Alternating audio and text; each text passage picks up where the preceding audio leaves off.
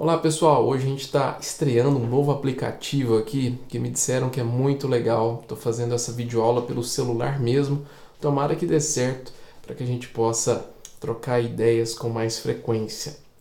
Bom, hoje a ideia é falar um pouquinho sobre a gestante, a insalubridade e as novidades que foram trazidas pela reforma trabalhista. De uma forma bem simplificada e resumida, houve uma diferenciação no que tange ao trabalho da gestante e da lactante. Como é que funciona isso? O artigo 394-A da CLT diz o seguinte: se a insalubridade for de grau máximo, a gestante deverá ser afastada de qualquer forma, independente de atestado. Se a insalubridade for de grau médio ou mínimo, aí vai depender do atestado de confiança da gestante, dizendo se ela tem ou se não tem que ser afastada daquele ambiente insalubre. Quando for lactante, ela pode ou não ser afastada do ambiente insalubre. Vai depender unicamente do atestado que ela trouxer do médico de sua confiança. Então, resumindo, se for gestante, insalubridade grau máximo, sempre afasta. Insalubridade grau médio ou mínimo, aí vai depender do atestado. Lactante, seja grau máximo, grau médio ou grau mínimo, vai depender do atestado. De onde vem isso? Vem do artigo 394A da CLT, que a gente lê rapidamente agora. Sem prejuízo de sua remuneração, nesta incluído o valor do adicional de insalubridade, a empregada deverá ser afastada de 1. Atividades consideradas insalubres em grau máximo enquanto durar a gestação. Foi o que nós lemos. 2. Atividades consideradas insalubres em grau médio ou mínimo quando apresentar atestado de saúde emitido por médico de confiança da mulher que recomende o afastamento durante a gestação.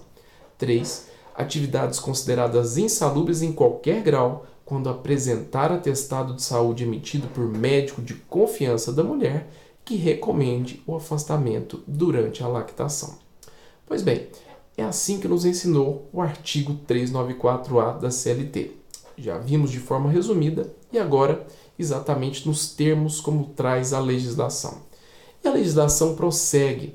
O parágrafo 3º desse mesmo artigo coloca da seguinte forma: quando não for possível que a gestante ou a lactante afastada, nos termos do caput desse artigo, exerça suas atividades em local salubre na empresa, portanto, abrindo parênteses,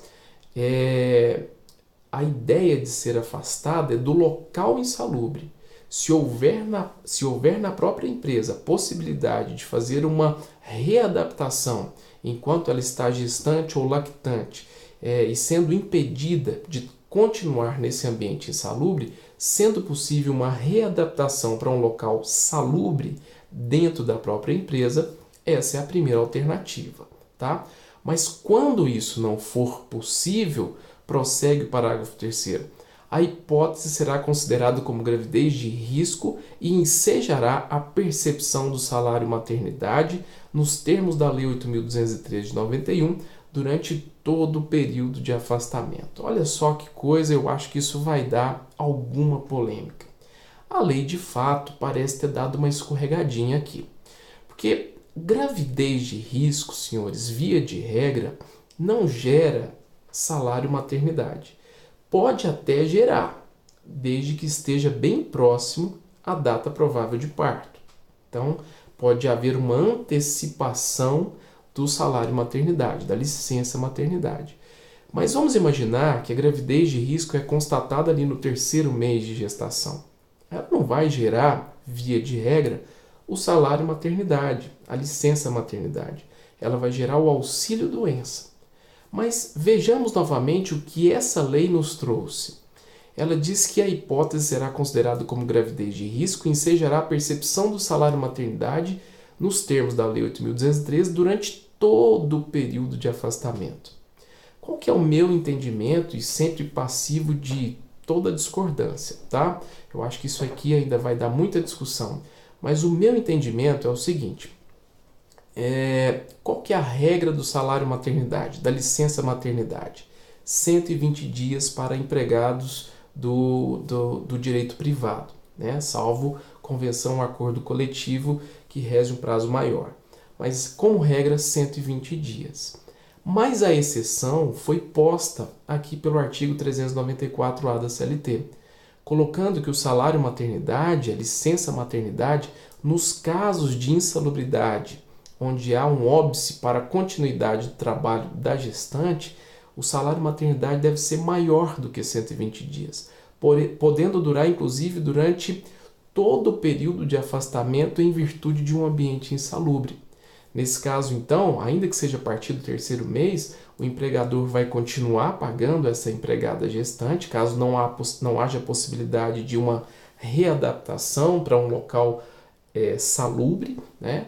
Ele vai continuar, então, pagando essa empregada gestante, vai comunicar isso ao INSS e, através de isenções, ele vai pegando esse dinheiro de volta, como se de fato fosse o salário maternidade que nós já conhecemos há muito tempo, tá bom? Deixo aí, então, esse nosso bate-papo como reflexão. Insisto que provavelmente muitas discussões vão acontecer, em especial a respeito desse parágrafo 3º e de outros tópicos que teremos a oportunidade de falar no futuro. Tomara que esse aplicativo tenha dado certo para que a gente possa comunicar outras vezes. Um abraço a todos e muito obrigado.